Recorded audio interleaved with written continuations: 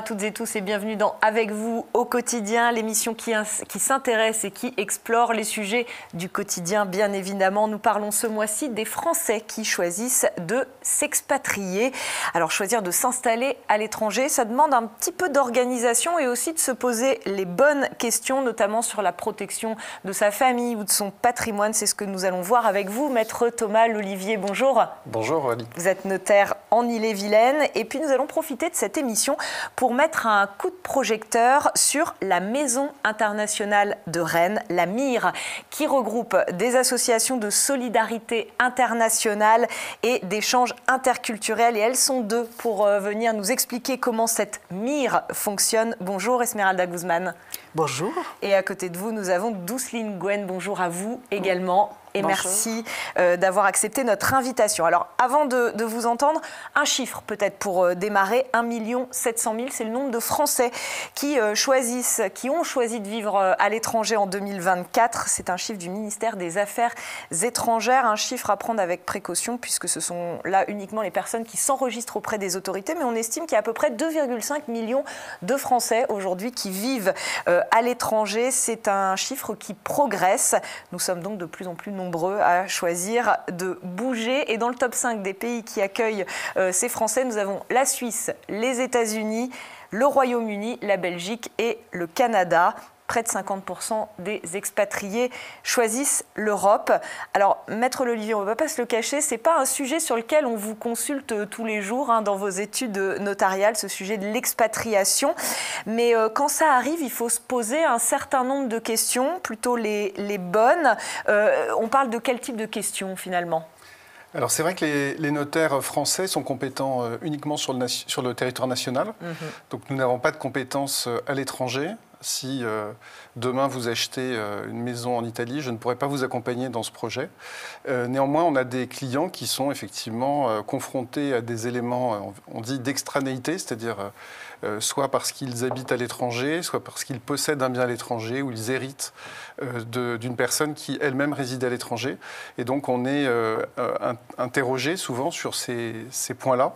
Et la question qui se pose, c'est surtout celui de la loi applicable, mais aussi de savoir à qui, bien sûr, l'impôt doit être payé. On parle beaucoup, quand on parle de gens qui partent à l'étranger, aussi des jeunes qui vont faire un volontariat international en entreprise ou des jeunes qui partent en Erasmus. Là, ce n'est pas vraiment votre sujet, pour le coup. Alors nous, on s'occupe beaucoup des aspects patrimoniaux. Les jeunes, souvent, ont peu d'engagement, ils ne sont pas encore mariés, ils n'ont pas encore acheté de biens immobiliers. Donc souvent, c'est relativement simple. Pour eux, les démarches, c'est s'assurer qu'ils auront une assurance santé, par exemple, à l'étranger. Et il y a des dispositifs qui existent pour eux. Ou alors prévenir leur banque, tout simplement, de leur changement d'adresse. Mais c'est effectivement assez simple. Est-ce qu'il y a quand même, alors au-delà de cette population peut-être jeune et étudiante, des formalités à réaliser quand on décide de partir à l'étranger? Si on veut être succinct, on rentrera après dans le détail. Oui, alors une personne qui partirait en famille ou pour son travail, évidemment, va avoir besoin d'accomplir plus de formalités. Ça peut être sur un plan d'abord du droit du travail, obtenir un visa de travail ou de longue durée. Un visa de tourisme ne permet pas de travailler à l'étranger. Et puis, il faut aussi être en règle avec les impôts, donc prévenir de son départ. Et l'année du départ, on va faire 2 déclarations. En tout cas, on va déclarer les revenus français en France et les revenus étrangers à l'étranger. D'accord, donc des obligations fiscales qu'il faut avoir en tête quand même.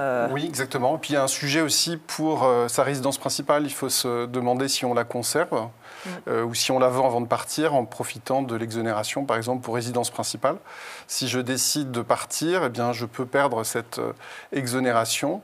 Oui, si je choisis de mettre ma maison en location, par exemple. C'est ça. Alors, il y a un dispositif qui existe, mais qui est plus contraignant, puisqu'il est d'abord sur une durée limitée et un montant limité de plus-value. Merci pour ces quelques conseils. On va rentrer, comme je le disais, dans le détail dans un instant, mais je vais me tourner vers vous, Esmeralda Guzman. Donc, la MIR, la Maison internationale de Rennes, c'est une vieille maison déjà, pour le dire. Elle existe depuis les années 80. Après, c'est un lieu ressource, un lieu de débat aussi sur tout ce qui concerne le droit international, l'Europe, la solidarité internationale ou encore les échanges interculturels. Si on veut être très concret, c'est quoi la vocation de la MIR, la Maison internationale de Rennes ? Eh bien, faciliter la vie aux associations de solidarité internationale. Oui, parce que c'est un regroupement d'associations. Vous êtes combien On est un regroupement d'une centaine d'associations avec une variété des lieux d'intervention, des domaines d'intervention, et par conséquent, une pluralité des compétences. L'AMIR se doit d'informer, orienter, d'accompagner et former, et finalement de sensibiliser la population rennaise. Et vous formez à quoi, Esmeralda Guzman? Eh bien, on forme à l'animation des actions de sensibilisation scolaire, par exemple, les bénévoles, et on forme également les adultes à des questions liées au droit à la liberté de conscience, à la solidarité internationale et à la lecture de l'actualité, des actualités. L'AMIR, elle œuvre en faveur de la solidarité internationale. Alors, on comprend ces deux mots, donc on comprend un peu de quoi il s'agit, mais est-ce que vous pouvez nous expliquer concrètement comment l'AMIR agit en faveur de cette solidarité internationale ? L'AMIR agit en faveur de la solidarité internationale parce qu'elle regroupe déjà des acteurs de solidarité internationale, étant donné que c'est un réseau d'associations qui œuvrent dans le domaine de la solidarité internationale. À titre d'exemple, je pourrais nommer deux types d'accompagnement. L'accompagnement des associations à la demande ou pour demander le fonds d'aide au développement, le FAD, et ainsi que l'accompagnement des associations afin de demander le fonds d'échanges internationaux. On parle donc de fonds pour venir soutenir des projets. Est-ce qu'on peut prendre des exemples concrets de projets que vous avez accompagnés ou dont vous avez accompagné les associations pour que ces projets naissent ? Je peux citer des projets de construction de puits. Je peux citer des projets de femmes du Niger afin qu'elles puissent être autonomes économiquement en faisant par exemple des tisanes. Voilà, je peux... Voilà. Donc c'est des associations qui ont des projets qu'elles voudraient mener à l'étranger et vous les accompagnez à remplir ces fameux dossiers pour qu'elles aient des fonds, c'est ça ? Exactement. Et ça peut être des personnes qui sont allées en voyage à l'étranger, qui veulent mener des projets internationaux et qui poussent la porte de la maison internationale pour savoir comment faire. Ça peut être aussi des personnes de la diaspora qui sont à Rennes, qui veulent mener des projets dans leur pays d'origine et qui poussent la porte de la maison internationale de Rennes pour être accompagnés ou pour savoir comment faire. Maître Lolivier, je vais me tourner vers vous, si vous voulez bien, puisque en matière de droit international privé, il y a de grandes règles assez générales et finalement, une seule question à se poser, laquelle ? Alors la question du droit international privé, c'est effectivement de savoir quelle est la loi applicable à une situation donnée. C'est ça, est-ce que c'est la loi de la France ou la loi du pays Exactement, ou toute autre loi qui pourrait avoir un lien avec la situation. Pour vous donner un exemple très simple, pour un bien immobilier, généralement, ça sera la loi du lieu de situation de l'immeuble. Et pour ce qui nous concerne, nous notaires, plus généralement, c'est, pour vous donner un autre exemple, c'est celui des régimes matrimoniaux. D'accord. Puisque si je me marie, si je quitte la France, je m'installe au Japon et j'y rencontre ma future épouse, si ensuite, ensemble, on va s'installer en Australie, eh bien, la question est de savoir est-ce que la loi française s'applique, la loi japonaise ou la loi australienne. Eh bien, le législateur, depuis longtemps, dit que c'est la loi que les époux sont présumés avoir choisie. Ce qui n'est pas simple comme critère. Et donc, on retient souvent le lieu du premier domicile des époux. Et puis, pour complexifier un peu les choses, au bout de 10 ans, en tout cas pour les époux mariés il y a quelques années sous l'égide de la Convention de la Haye, eh bien, au bout de 10 ans, on changeait de régime automatiquement. Donc, les choses sont en train de se simplifier avec le règlement européen.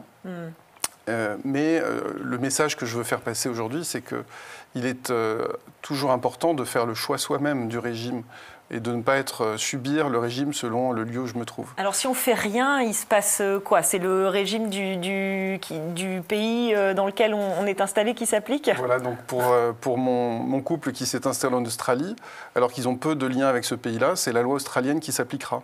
Et puis si ensuite ils retournent en France ou au Japon, c'est la loi australienne qui continue à s'appliquer pour eux. Donc c'est une situation inconfortable. D'autant plus que le notaire japonais, par exemple, devra faire application de la loi australienne. Est-ce que ça veut dire que du coup tous les notaires doivent connaître les lois qui s'appliquent dans chaque pays?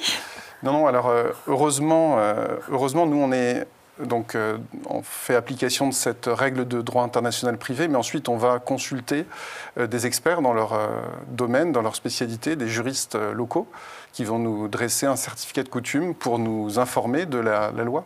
Mais effectivement, un juriste français, par exemple, peut être amené à faire application d'une loi étrangère, ce qui n'est pas simple pour nous. On a donc parlé de ces Français qui s'expatrient, mais on l'a compris aussi au travers de ce que disait la Maison internationale de Rennes, c'est qu'il y a aussi beaucoup d'étrangers qui vivent en France. Alors eux, quelles règles s'appliquent à eux? C'est la loi française si c'est leur pays de résidence?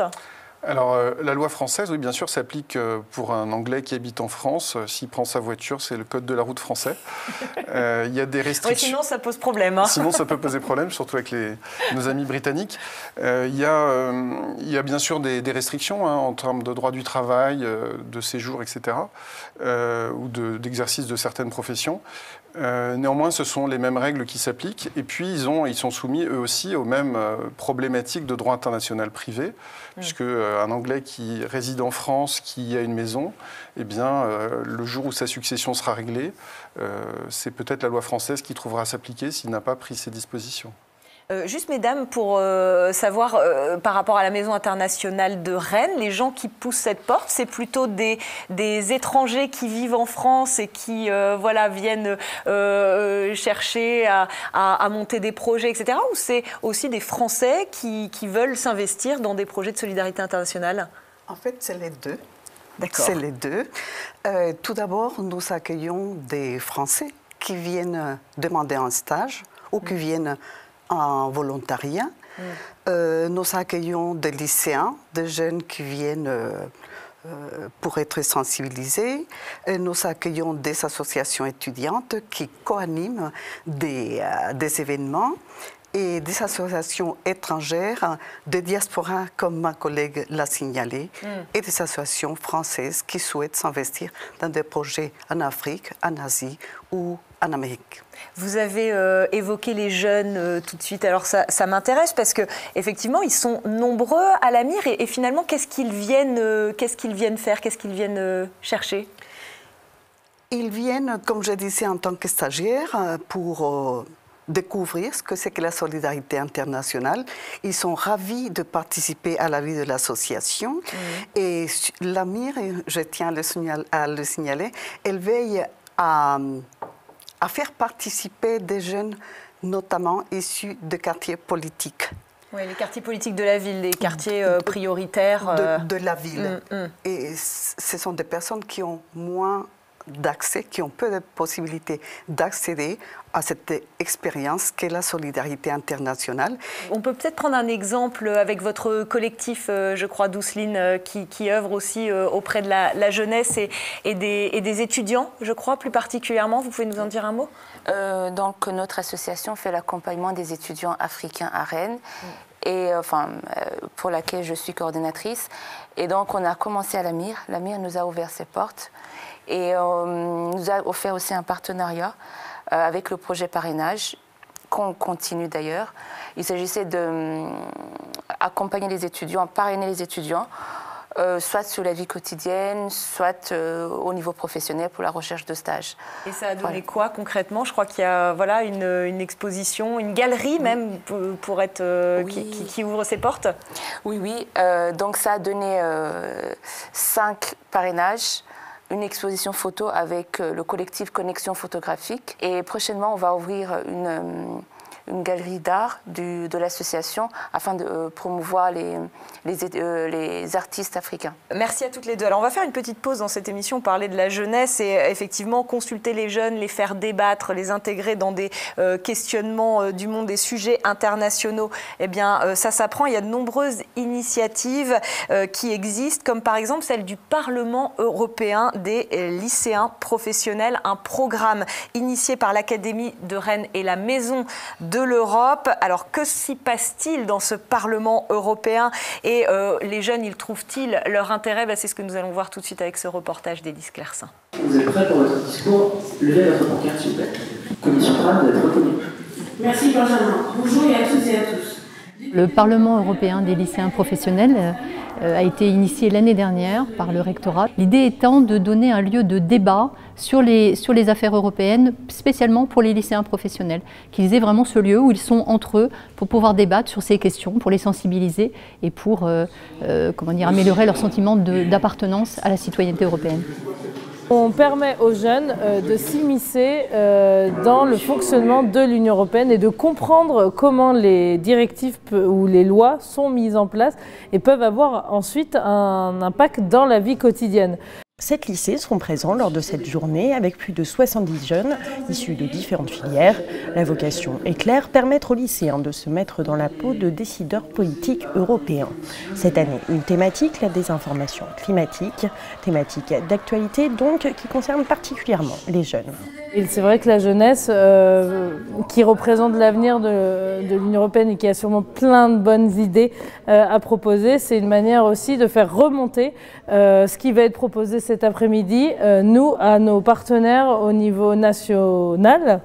Lors de cette simulation, les 70 jeunes ont été partagés en 4 commissions et amenés à préparer une assemblée générale en conditions réelles dans l'hémicycle de l'hôtel de Courcy à Rennes. C'est vraiment une journée enthousiasmante parce qu'on amène les élèves à découvrir déjà cet hémicycle qui est un lieu de vie de la démocratie. Donc ils n'en ont pas si souvent l'occasion que ça. C'est un point impressionnant parce qu'on n'a pas l'habitude de voir des endroits comme ça. Donc ça nous permet de découvrir de nouveaux endroits et de nouvelles expériences, donc c'est pas mal. Ça s'est bien passé, tout a été bien organisé, franchement impeccable. On a été beaucoup sensibilisés sur la désinformation climatique et la désinformation en général. Peut-être que plus tard je finirai député, qui sait. Je crois que se sentir pris au sérieux aussi, comme jeunes adultes, que leurs sentiments comptent, que leur avis compte est particulièrement important. Et puis se trouver à la place de décideurs, c'est aussi particulièrement important, je crois, pour eux, parce que l'Europe est peut-être finalement un des échelons les plus éloignés de leur quotidien. Donc c'est important, je crois, de revoir l'échelon régional, par exemple, ici dans l'hémicycle, de réfléchir à ce qu'est l'échelon national, et puis l'Europe qui, là, est directement incarnée par eux. Donc il y a ça, et puis il y a aussi la valorisation aussi de leur opinion et de leur forme de réflexion. Voilà pour ce reportage. Maître Lolivier, quand on décide de vivre à l'étranger avec sa famille, il faut se poser la question de la succession parce que voilà, on ne sait jamais ce qui peut arriver. C'est quoi votre conseil pour se prémunir de tout ce qui pourrait arriver? Alors c'est vrai qu'en matière de succession, la règle, notamment celle du nouveau règlement européen, c'est la loi du dernier domicile. Donc si j'habite à l'étranger, le risque serait que la loi applicable à ma succession soit une loi étrangère que je n'ai pas choisie. Donc l'avantage de ce nouveau règlement, c'est qu'il permet précisément de choisir la loi de mon choix. Je peux choisir par exemple la loi française si j'ai décidé avec ma famille de m'installer dans un pays qui ne connaît pas cette loi ou dont les règles seraient très éloignées. Comment on opère ce choix? Il faut le stipuler par écrit, on imagine ou Alors c'est la forme du testament. Et comme en matière de DIP, on est très prudent sur la forme, on respecte la forme du pays dans lequel le testament est rédigé. Donc si je suis en Belgique, ça sera la loi belge qui s'appliquera sur la forme requise pour la validité du testament. D'accord, donc un peu complexe. Enfin, disons qu'il ne faut pas s'en préoccuper à la dernière minute en fait. Non, alors il faut toujours essayer d'anticiper et pour les régimes matrimoniaux, rajouter également que le choix est possible et qu'évidemment la meilleure solution c'est d'avoir fait un contrat de mariage ou d'avoir désigné une loi applicable. Je vous ai expliqué tout à l'heure que les choses évoluent avec le temps. Si je veux pouvoir figer la situation, je peux me rendre chez mon notaire et décider avec mon conjoint de la loi que je vais appliquer pour mon régime matrimonial. Je voudrais qu'on dise un mot des résidences secondaires parce que ça concerne beaucoup d'expatriés qui ont peut-être une maison dans le pays où ils vivent un certain temps, enfin, ou en tout cas en France.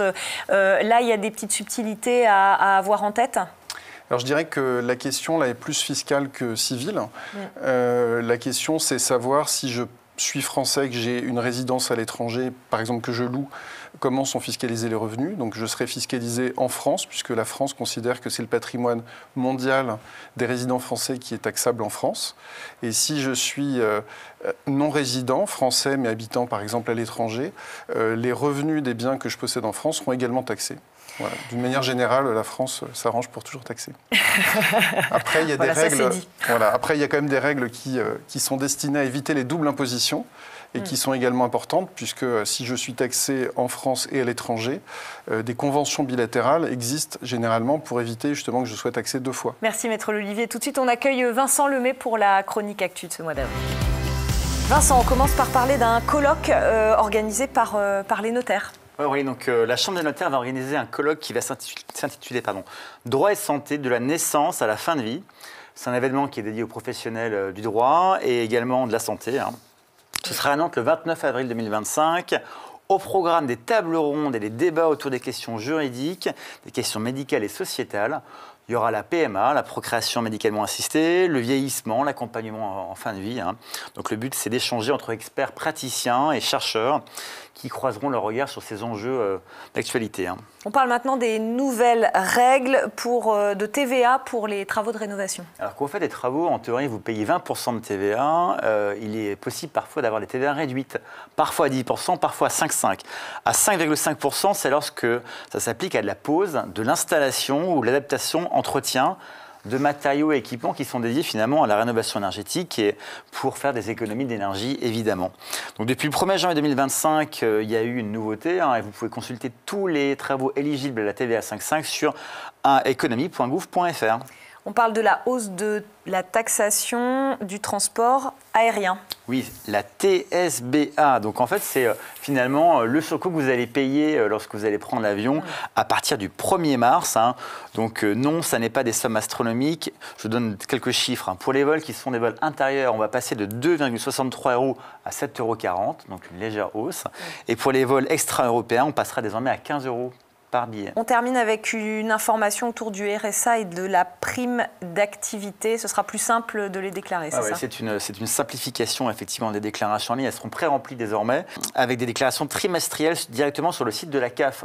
Les bases de référence seront des bases mensuelles, non plus du M-1 à M-3, mais désormais de M-2 à M-4. Le but, évidemment, c'est de simplifier et vous pourrez vérifier si vous le souhaitez et modifier s'il y a des erreurs. Merci beaucoup, Vincent. On se retrouve le mois prochain. Merci, Aurélie. Avant de conclure cette émission, je me tourne vers vous, Maître L'Olivier, pour démarrer. Si je m'expatrie, vais-je perdre mes droits à la sécurité sociale française et est-il possible de continuer à cotiser en France pour ma retraite tout en travaillant à l'étranger ? Alors la réponse est la même pour les deux, que ce soit la sécurité sociale ou la retraite. Je peux effectivement avoir intérêt à continuer à cotiser en France, à la Caisse des Français de l'étranger, pour notamment la retraite, continuer à cotiser et ne pas perdre des trimestres inutilement. Il y a une démarche à faire particulière auprès de cette caisse ? Absolument, et surtout il faut cotiser. Merci. Je suis étudiant algérien à Rennes. Existe-t-il des programmes d'accueil ou de soutien pour les étudiants internationaux ? Actuellement, à Rennes, il y a certains dispositifs. Il y a le Centre de mobilité internationale qui accueille des étudiants internationaux, notamment sur tout ce qui est lié aux démarches administratives. Ils font des réunions, en général les mardis. Il y a les services internationaux des universités qui proposent aussi un accompagnement. Et puis il y a notre association, le collectif Ouvrons-nous. On peut vous parrainer, on vous propose des ateliers et on peut accompagner vos projets. Et on fait des formations aussi. Voilà, toutes les questions qui peuvent avoir trait au logement, au déplacement, au papier, voilà, dans ces différentes structures. Pour conclure, Maître Lelier, je voulais que vous nous parliez de la Chambre des notaires qui soutient une chaire. Alors c'est une chaire qui est installée à Rennes, qui est dirigée par le professeur Philippe Pierre et qui travaille justement sur l'évolution du droit face à cette internationalisation dont on a parlé au cours de l'émission, mais aussi l'évolution du droit, notamment vers le digital. Je voudrais qu'on termine avec vous, Douceline Gouenne, en parlant d'une action majeure de la Maison internationale de Rennes en faveur de l'accueil des migrants, je crois. Oui. La MIR participe à l'initiative citoyenne européenne pour un accueil digne des migrants. Donc c'est une initiative qui a été lancée au niveau européen afin de permettre à des propositions de passer si elles obtiennent au moins 1 million de signatures. Il y a une procédure, il faut qu'il y ait au moins 7 membres de 7 pays différents de l'Union européenne pour lancer l'initiative. Il faut l'enregistrer sur le site internet. Après, il faut chercher des votes. Et si les votes sont recueillis, cette proposition peut être proposée à la Commission européenne et puis peut-être peut être votée. Merci à toutes les deux, mesdames. Merci aussi à vous, Maître Lelier, pour cette émission et ces éclairages respectifs. On se retrouve très bientôt dans Avec vous au quotidien pour d'autres sujets qui vous concernent. Portez-vous bien.